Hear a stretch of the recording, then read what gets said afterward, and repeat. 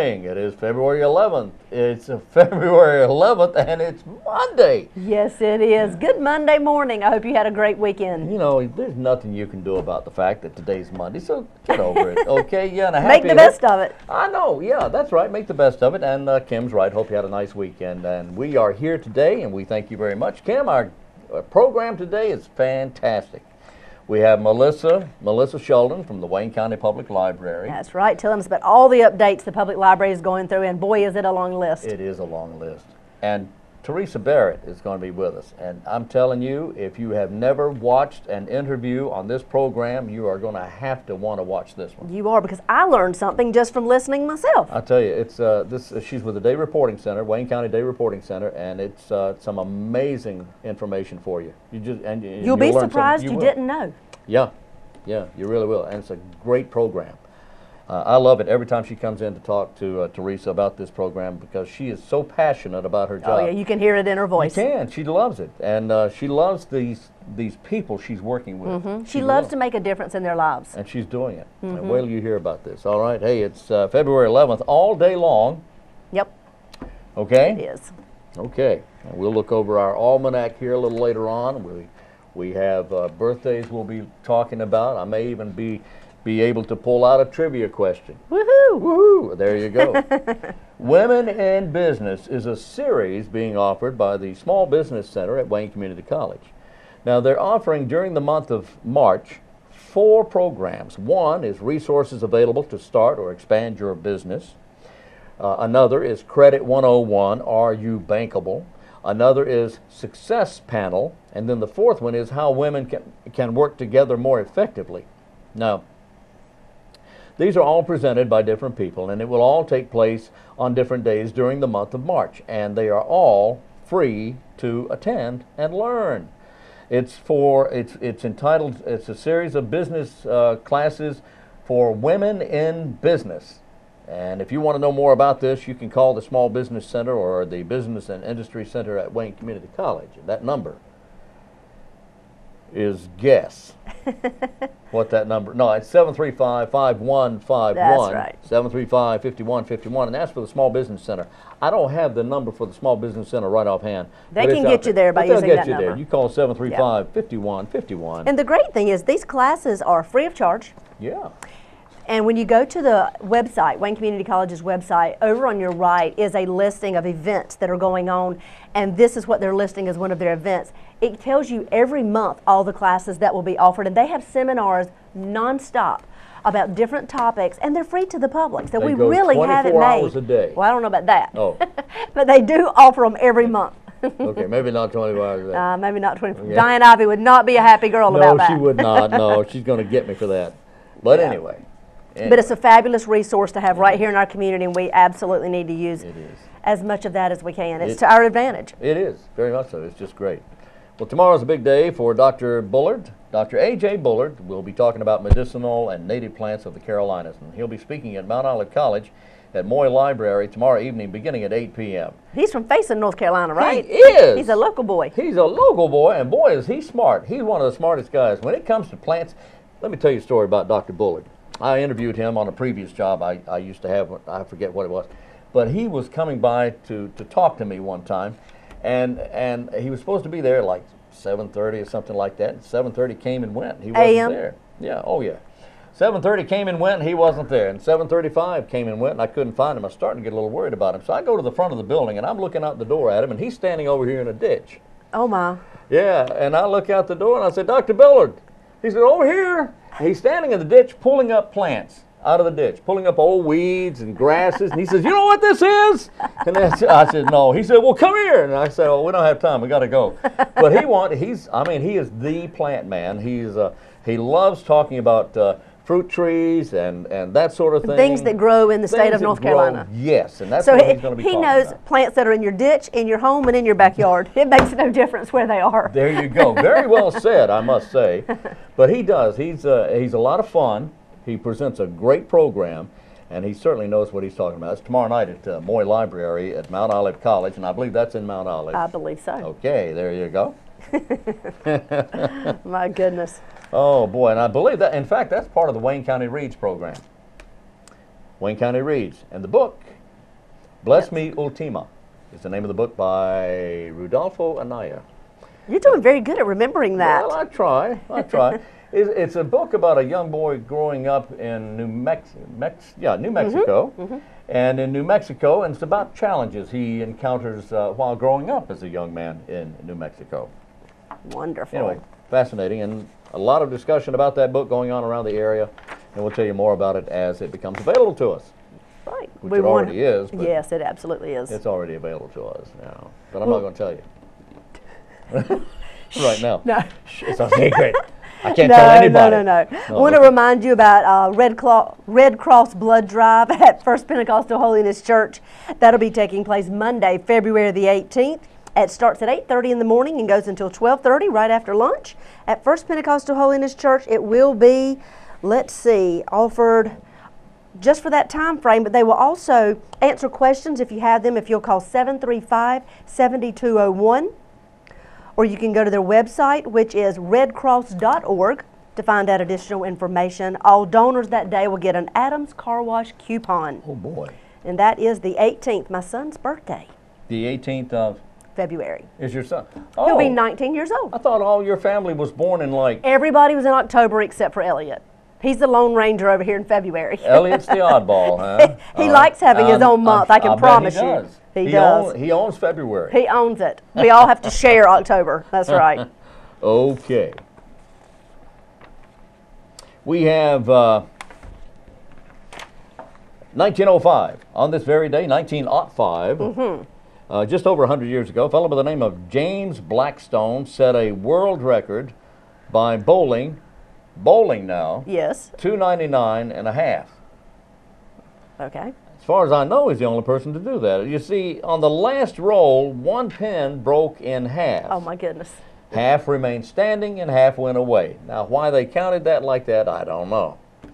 But that was the ruling, and that's the way it turned out, 299 and a half.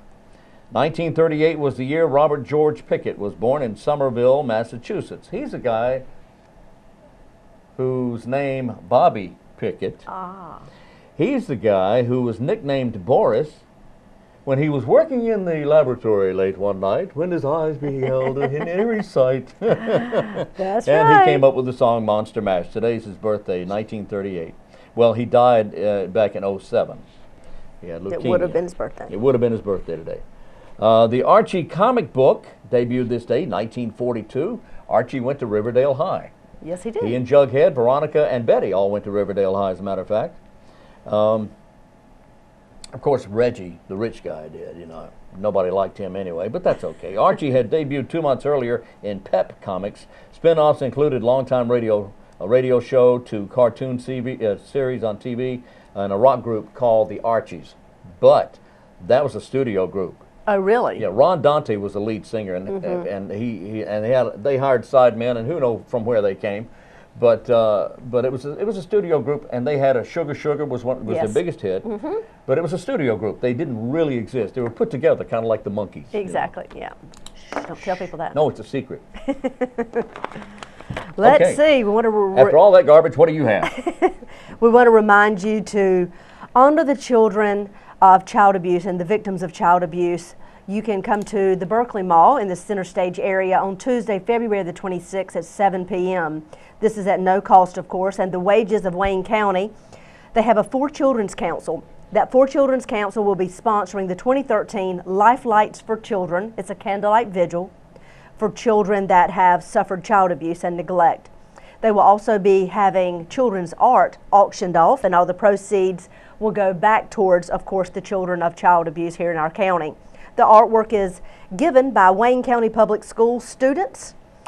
Like I said, all proceeds will go for child abuse prevention here, and it'll stay in our county. If you have questions or if you would like to find out ways that you can donate art from local children, you can call Jennifer at 919-734-1178. And Jennifer is with Wages right here in Wayne County. All right. Okay. I talked with Melissa Sheldon of the Wayne County Public Library the other day, and we're going to find out now what we talked about.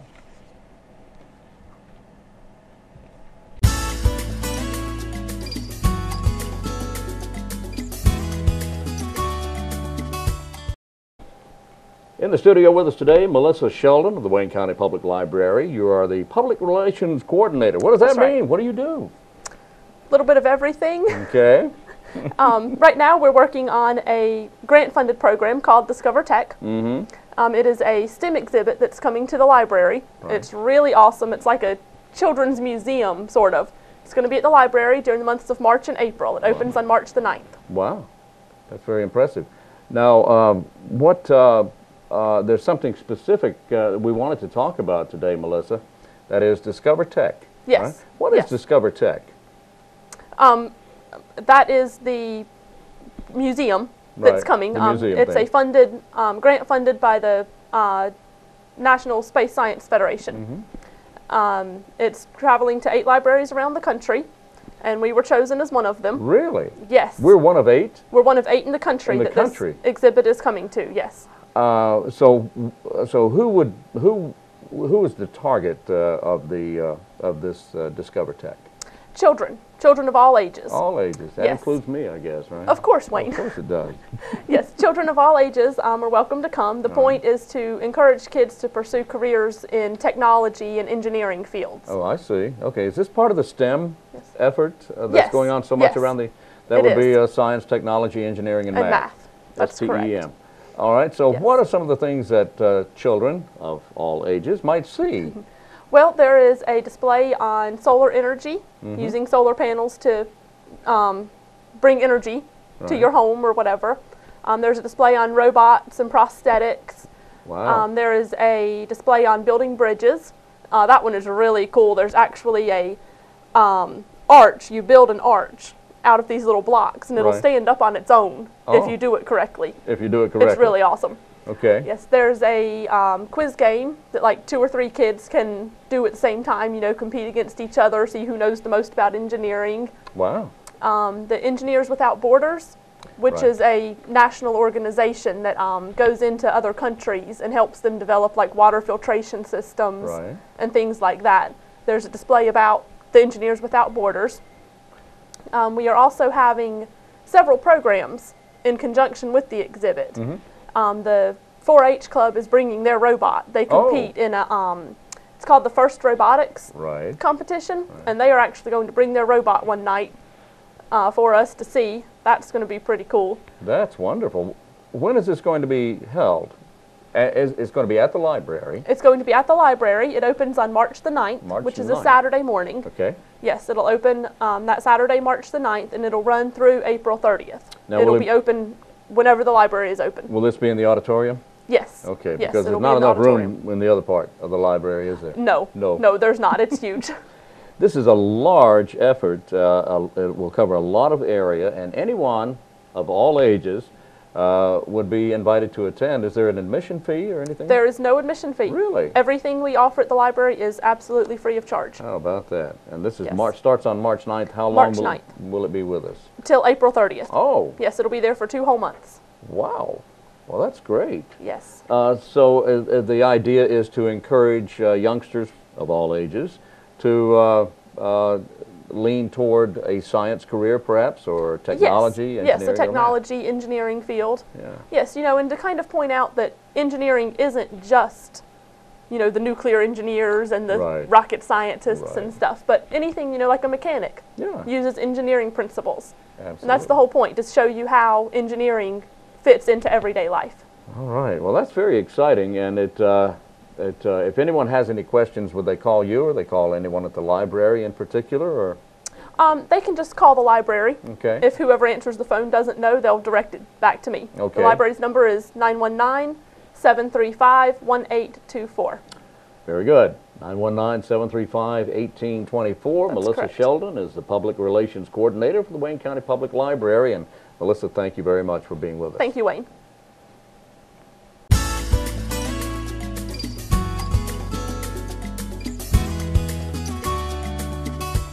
Now, see, I told you, there's a lot of stuff going on at the Wayne County Public Library. There certainly is. And you know a lot about that, what's going on over there, too. That's right. I talk with Donna on a regular basis. Yeah. We see each other every Tuesday. Yeah. So she kind of keeps me abreast of everything that's happening at the library and all the great things that are happening there. Yeah. And we do have a very nice library, and all the branches and steel in Mount Olive is coming along nicely. It certainly is. That is really going to be nice. Can't wait to announce that when they have their grand reopening in their new facility. It's going to be fantastic. It really and is. It will benefit people in that area of Mount Olive, but also in surrounding counties. Oh yeah, it's really going to be nice. That's right. Well, it's a sad day this day. Just a few years back, the year was 1990, when a fellow by the name of Georges de Mestral passed away. What did he do? He died at the age of 82 in Switzerland. He's the guy who was walking through a field one day when these burrs started sticking to his pants. And he took that information, and she had it right, he took that information and said, you know, I should be able to do something with this. And he came up with the idea of Velcro.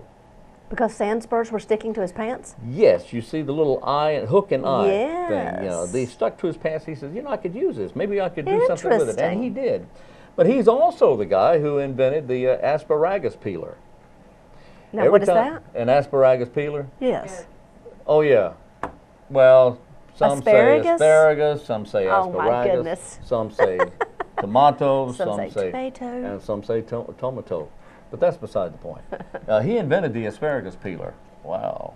And can't say that I've used an asparagus peeler. You know, I don't think I ever have either. No wonder I can't say that word. But anyway, that's beside the point. Oh, my goodness. Well, Wayne, let me tell you about something that's coming up. This is a great benefit that's going to be happening right here in our community, and it's called Ballroom Barks. Like a dog. Ballroom barks? Ballroom barks. Barks like a dog. That's right. Whoa. It says, listen to this. All right. Streetscape not only changed the face of downtown Goldsboro. True. It apparently uncovered at least one rabbit hole. Uh-oh. What? Let's see. A rabbit hole? Let's see. Wow. A local boy and girl and other performers are going to share the story of that journey. The journey to raise funds for needy animals at the same time this spring. The Heritage Dance Foundation, in connection with Ballroom Barks, will present Animals in Wonderland. This is a fundraiser, and it's going to take place on March 30th at 7 p.m. at the Paramount Theater. Proceeds from this event will benefit the Wayne County Adoption and Education Center and the Wayne County Humane Society. Tickets will be $15 for children under the age of 12 and $25 for adults. For ticket information, you can call 919-583-8432 or go to the Paramount Theater box office or www.goldsboroparamount.com. This story is not your traditional trip to Wonderland, says Dr. Chip Zwirling, owner of Top Hat Ballroom, who penned the play. It is a musical variety show. I'm sure it is. It is written for both kids and adults and has a lot of political satire. I am fair, says Dr. Zwirling. I zing everyone. I bet he does. I bet he does. The group hopes not to only entertain but to educate, highlighting the concerns that rescue groups and the animals they care for face on a daily basis. Wow.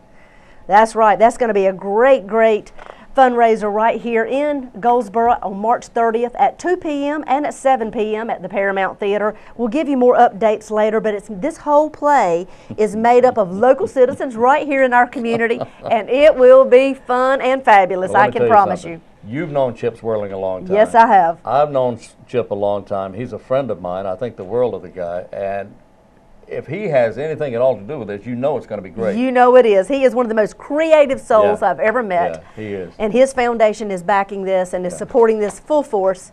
And it will be a great, great show. It's an Animals in Wonderland. That is great. That is great. But now, you mentioned the rabbit hole. Yes. Does that? That's not a real rabbit hole. That was just a way to begin the story. Oh, I see. No real rabbit holes that I'm aware of. I thought it had something to do with the Heritage Studio. Aren't you funny, Wayne? Well, no. Oh, that's okay, cute. Never mind. That was cute. Well, that's a stretch. There's actually going to be an Easter parade that goes along with that too. It's Goldsboro's very first Easter parade. Really? The parade will be short. It'll start at City Hall and it'll end at the Paramount Theater. It's the same day. It'll start at 10 o'clock. And it'll be right there on March 30th. It has an Easter theme. Oh, okay. That's right. That's exciting. You are something. It is exciting. Well, maybe not. Okay. You are something. Yeah, but we don't know what, do we? It's trying to figure that one out. Oh my goodness. Discover Tech is something new coming to Wayne County. Discover Tech, engineers make a world of difference. Now this is exciting right here. Yes. I find it exciting. It's a traveling exhibition for libraries. A traveling exhibition. It's part of the Star Library Education Network, led by the Space Science Institute's National Center for Interactive Learning. Exhibit partners include the Lunar and Planetary Institute, the National Girls Collaborative Project, and the American Library Association. Discover Tech is supported through a grant from the National Science Foundation. They're coming to Wayne County. That's fantastic. Does it say when they're coming? Well, yeah, they'll be in the Goldsboro Wayne County Public Library March 9th. And the exhibition features a number of hands-on activities that will engage people of all ages. Now, these include a 3-person quiz game that allows participants to explore the engineering process while correcting misconceptions about what engineers really do. And you just thought they drove trains. Also, while correcting misconceptions about what engineers really do, and a hands-on challenge in which visitors cooperate to build their own arch structure. Oh, Archie! Arch structure. At the Inventor's Lab Station, library patrons can build a variety of electrical circuits, and at the Solar Power Station, they can explore how solar power actually works. Anyway, it goes on and on and on and on and on. It's going to be a lot of fun. Mark your calendars for March 9th at the Goldsboro Wayne County Public Library. Is it free of charge? It's got to be. I would think. If it's an exhibit, I would think It's got to be. Exhibit opens at the library March 9th. Check back here for more information closer to the opening date. We'll have more information as it develops. That sounds fantastic. It does. Well, Wayne, I believe it's time to go to our next interview. Who do we have up next? Theresa Barratt with the Day Reporting Center is up next, and wait till you hear what she says. Oh, boy.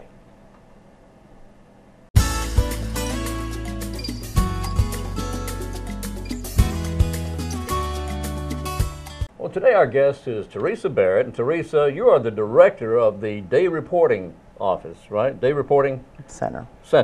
Correct. Now, there may be someone who doesn't know what the Day Reporting Center is, so tell us, what is the Day Reporting Center, and what do you do? We have the pretrial program, the pretrial release program. It is ran out of the Day Reporting Center. And what we do with the pretrial release program is we look at inmates, nonviolent inmates that are in the jail. We look at getting them out of jail, place them on a GPS unit, and then working with them with substance abuse issues, helping them obtain their GED, helping them with employment. Now, these are nonviolent people who are incarcerated. Correct. Do they come to you, or do you look for them? Well, we look through the jail list. Sometimes we go through the jail list. Their families will call us. The defense attorneys will call us. If take a female's in the jail and she's pregnant, sometimes the jail staff will call us. If somebody's sitting in jail that is going to have a lot of medical bills, they'll call us and want us to look at that person to see if we possibly can get them out. And these are persons, as you mentioned, who are in jail for nonviolent situations. They're usually nonviolent and first-time offenders. Okay. So they come to you, and you mentioned putting a GPS on them, and they have to wear this GPS. Correct. But when you bring them to you, where do they live while they're with you? They live at their homes. They live at their homes. And do they work? Yes. If they're not working, we push them to get a job. You require them to be employed. They need to either be working or going to school. They have to be doing something productive to be out of jail. Otherwise, they'll just go back to jail. They'll just go back to jail. Well, we'll just come off their pretrial and they'll go back to jail. The whole part of the program is to kind of break that recidivism, and we want them to come out, be productive. Okay, you made a mistake. Now we're going to work with you, try to show you a different way. Now, how many of these would you say, is there a percentage you can determine which ones are first offenders? Probably about 80%. Most of them are then. About 80% of the ones that we get, and like I explained previously, there may be special circumstances such as medical issues. Somebody might be pregnant. And, the whole point of it is so taxpayers' dollars are not paying for them to be incarcerated.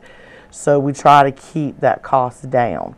And it's a whole lot cheaper to have them on these GPS monitoring them than for them to be sitting in our jail, getting 3 meals a day, medical bills being paid for, you know, by the taxpayers. That's a very good point. And it's expensive to keep someone incarcerated in the Wayne County, or in any jail for that matter, and feed them and house them and everything else and clothe them. A lot less expensive if they were living at home. Now, how many of these are these incarcerated individuals say, hey, you know, this sounds like a pretty good deal? Is there any of them who say, no, I don't want to do that? Oh, they all want to do it. Oh, I bet they do, yeah. At first, you know, I always joke about they'll give you their kidney. You know, they'll give you a kidney. They'll cut off the right arm for you as long as you get them out of jail. I want to go to work. But once they actually get into the program and they are drug tested, and you know their excuses, you know, we don't take excuses. You know, you need to be here. And then once you actually start working with them, there's a few that are just, you know what, I'd rather just go sit in jail. Not very many, but there's a few that have done that. I can see that. But the percentages are in your favor, though. Correct. Much higher percentage want to get out, perhaps get a job, or go to school, become a productive citizen. Yeah, we have a really high success rate with our pretrial. I was going to ask you about that. And listen, you and I have talked several times, and I know you have a passion for what you do. I do. How many people are you working with at the moment? At the moment, between the pretrial and our child support clientele, we probably got about 60 individuals over there right now. 60 people? 60 people you're working with right now. In the past, how many would you say you would consider to be successful at this? Out of the 60, if I take 60 individuals, I'd say about 55 of them are going to make it. Really? So we usually it's pretty high. That's over 90%, right at 90 or a little over 90%. That's a very high. And the reason I say that is, you know, if an individual's out and if they have a hiccup, they break a small rule or something, we will put them back in for like a timeout, and they may sit in jail for a week or 2 weeks, and then we will get them back out. And usually if you do that little timeout with them, they realize, okay, I need to toe the line because I don't want to go back there. And you know, there's very few that we have to do that with, but for a minor violation, sometimes we will do that. You know, we will counsel with them, we'll write them up, you know. It's almost like being in school, getting called to the principal's office, you get detention, you get eyes, you know. And so we do everything we can do to continue to work with them so they're not sitting in our jail. They're, you know, and they're not on their way to prison. And that's so important. That is so important. And we're talking about mostly young people here. They are young. They're young people, and they're going to mess up. A lot of them are going to mess up simply because they're young, they're not thinking, or they just want to push that envelope, see how far they can go. And that's mainly what it is they like to push it. They just want to see how far. And the reason is a lot of them, they haven't had anybody in their lives that have actually put that thumb on them and said, okay, this is what you need to do. And, you know, it's unfortunate, but that's our clientele, and that's kind of the cards they were dealt. Teresa, it's a learning process. Exactly. They're learning, and you're teaching them.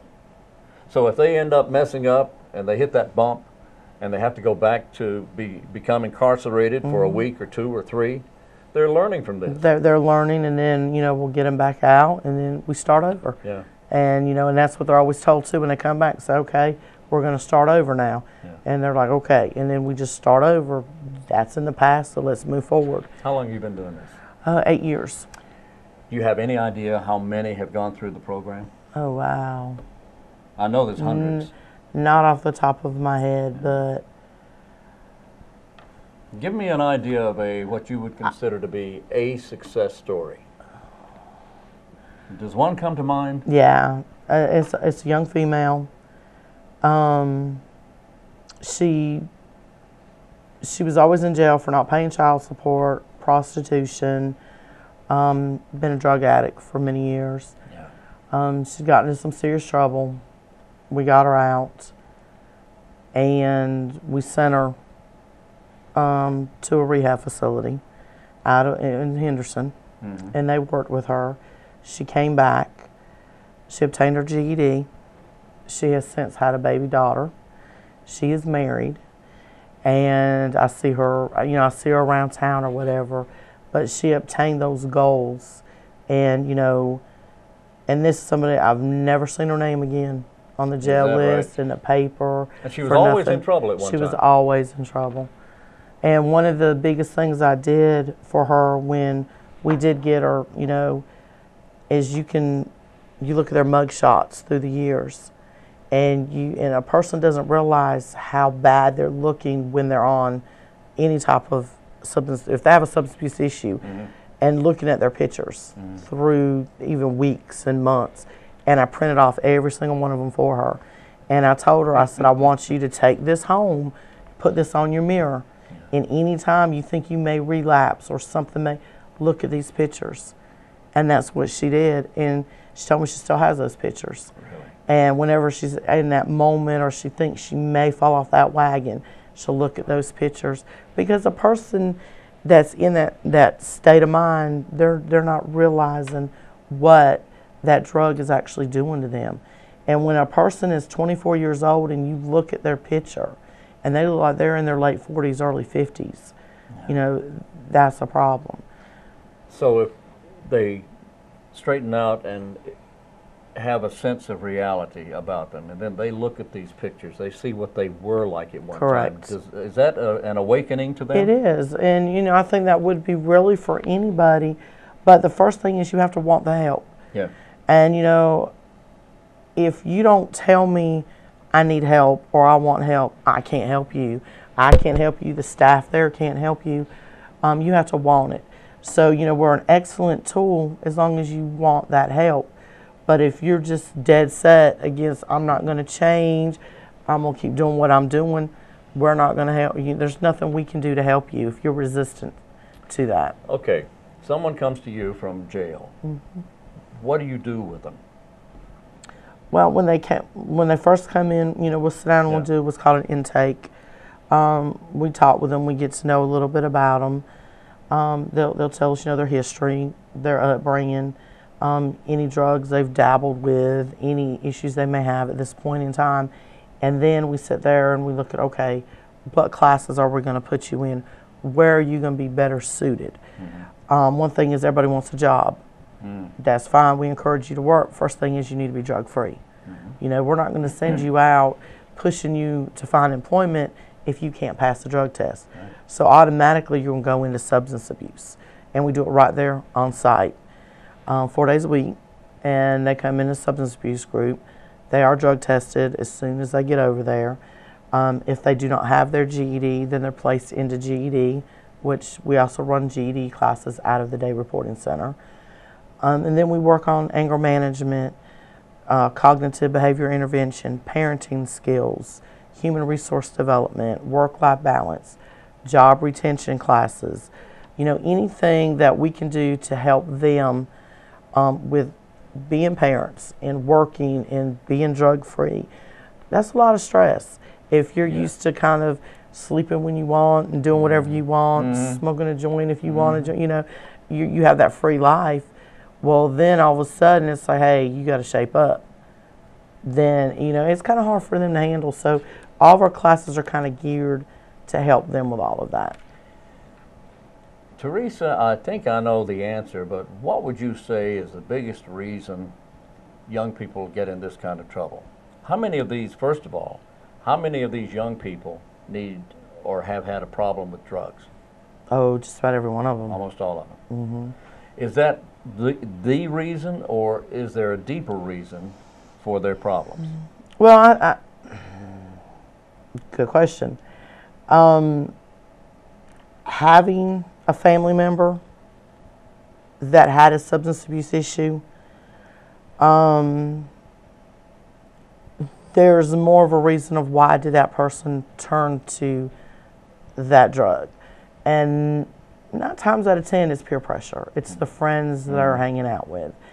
And, you know, but there's always a reason somebody goes and picks up that bottle or, you know, smokes that joint or, you know, hits that bowl. I mean, you know, there's a reason for that. It's something that I don't really know the answer to. I don't think anybody does, you know, but, you know, substance abuse is probably one of the biggest problems right now with our young children. and young adults right now and our teenagers, and prescription drugs is actually worse than your illegal drugs are right now. They're easier to get. You know, oh, I have a toothache. Oh, I hurt my thumb. Oh, you know, my ear hurts. They'll give them to you, and they're highly addictive, and they go pill popping, and we have that problem with our individuals now. You know, we'll get them off of an illegal drug, and then they'll start going to the hospital for everything they can get, and then they start getting on prescription medicines, and that's when we kind of divert them. Okay, why don't you go and ask for a drug that's a non-narcotic, like Altram, right, or, you know, something like that, and you let the doctor know. You know, it's their responsibility to say, hey, I have a substance abuse problem. I've had one. I cannot take a painkiller that's, you know, that I may get addicted to, and that's where the Altram or anything like. And that's what we'll tell them, is try to get off a narcotic. How willing are they to leave the drugs, to get off? How willing? Well, a lot of them, they'll do it while they're with us, you know, because it's either, hey, stay off of it, or I'll go back to jail. Right. We do have relapses. When someone relapses, we'll find out, you know, what is your trigger. Because there's always a trigger. Something has happened to make you go do it. If you've been clean for 6 months, and all of a sudden, and usually it's like, well, you know, so-and-so came by, or, you know, we were just chilling at the house, or, you know, and it's always something like that where somebody brought it over there. So again, it goes back to peer pressure. You know, they just have to be strong enough to say no, you know. These, you don't take walk-ins, do you? We do. Do you really? We do. People walk in off the street and they say, hey, I need help. We absolutely, we do now. We didn't previously because we were partially state funded. Right. And under CJPP, their money basically was just geared towards your sentence offenders. Criminal Justice Partnership Program. Partnership Program. And so we were primarily, it was more state funded, and it was geared towards the sentence offender population. Okay. So the county has picked it up now. And since it is purely all county funded, we'll take anybody. Anybody can come in. That needs help. They can come in, absolutely. We've got juvenile probation. We'll send some of their clientele over to us as well for the classes. Wow. So we'll take anybody off the street that needs the help. I'll tell you, this is the most wonderful program in Wayne County. I think so. You just do such wonderful work. And at the same time, while Theresa and her staff, you're helping all these young people straighten their lives out and make responsible citizens out of them. And they're understanding what's going on too. The young people know, hey, when I get through this, I'm going to be a better person. At the same time, and probably the very least of the problem is that it's saving money for taxpayers. Saving a lot of money. Saving a lot of money for taxpayers. A lot of money. Because you have to look at with our jail space. They're having to actually move inmates to other counties. And when you do that, you have to pay another county. That's right. So, you know, GPS bracelets, right, they work. You know, they're monitored 24/7. We have round-the-clock staff that monitor them.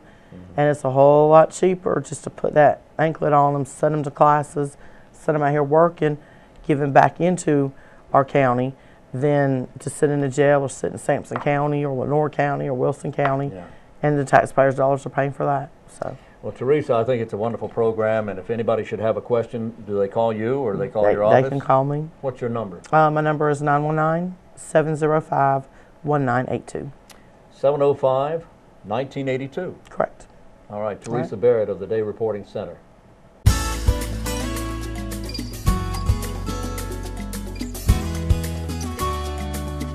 Today, I told you that was good. That was great, and I told you earlier, I learned a lot just by listening. Yeah. I mean, I knew it was there. I didn't know exactly what the Day Center did. Yeah. So that's great. One of the best programs in Wayne County, and in fact, for that matter, in all of Eastern North Carolina. She just does such a wonderful job. Her staff is great. They do everything wonderful. Sounds like it. Let's look over the almanac here. I had a couple of things I wanted to mention to you. Special days on this day in history. For instance, we have America's fattest lobster was caught this day. I'm serious. I'm not making this up. Yeah. Who got to eat it? Someone in Nova Scotia. That rascal weighed 44 pounds and 6 ounces. Oh, my goodness. 44-pound lobster now. Oh, I do love lobster. That's a little large. I do too. It was 3.5 feet from claw tip to fantail. All right, that's a big one. 1990 was the year. This was a special year. In a stunning upset, everybody knows the name Mike Tyson. Oh, yes. Who knocked out Mike Tyson? A stunning upset, heavyweight champion Mike Tyson was knocked out in the 10th round of his fight with a guy from Bowden's. Bowden's, Really? North Carolina, down in right down the street here, down the highway. Buster Douglas knocked him out. Buster knocked out Mike in Tokyo. He went into the fight a 35-1 underdog. Buster Douglas. My goodness. But you know what? That guy, Buster Douglas, fascinating, had a college education. Really? And loved kids and taught kids. He taught them boxing. And he's just the greatest guy. He is. He's a great guy. Interesting. And he's a great role model for young people. He really is. Also on this day, Three Rivers Stadium was demolished. They tore it down. Not because anybody was upset with the way they were playing, but Three Rivers Stadium, with the way the Pirates were playing, was demolished to make way for a new baseball and football stadium this day in 2001. Well, a delicatessen worker in New York City caught a butcher's knife after it was thrown at her by a robber. She caught that thing. Now, Rosa de la Cruz managed to grab the knife by its handles, stopping it only inches from her face. Wow. Police, who later caught the robber outside the store, said it was incredible that she was not injured. Yeah, I would say so. Yeah. My gracious. Yeah. That sounds mighty dangerous. It does. I guess he threw them, and there you go. That was in 2003. The year was 2004. Coincidentally, a year later, no relation to the previous story, cable giant Comcast launched a hostile bid to buy the Walt Disney Company for more than $54 billion. $54 billion. $54 billion. They later withdrew the bid. So I don't know if anybody bought Disney for that matter. Birthdays today include Burt Reynolds. Really? Yeah, Smokey and the Bandit. The Bandit's having a birthday today. Of course, I remember him from Riverboat. I remember him from Hawk. I can't remember the name of the TV show. Anyway, he played a cop, a Native American cop. It was really good. Anyway, also a birthday. He's 76. A birthday today for Tina Louise, who took a 3-hour tour. She was the movie star. Tina Louise, and she hated that part. I heard she did. Yes. She didn't like it at all. Didn't care for it. When they did a reunion, she says, "I'm not going." Wow. Also a birthday today for Jennifer Aniston. She is 43 today. You don't need to put a 7 on the beginning of that one. Jennifer Aniston's 43. Birthday today for singer Sheryl Crow. She's 50 today. Wow. And thank goodness Lance Armstrong let her go. He dumped her. Well, she didn't lose a thing, though. She wanted children. He didn't want any kids. Really? Yeah, he's a bum. She's 50 today.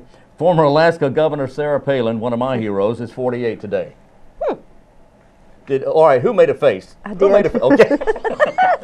When you said Lance Armstrong was a bum, and I was like, oh, well, I don't mean about that. I mean just about what Sarah he did. Palin. No. Okay, no, I wasn't even paying attention to that. Oh, I know. I sleep through a lot of this, too. Okay.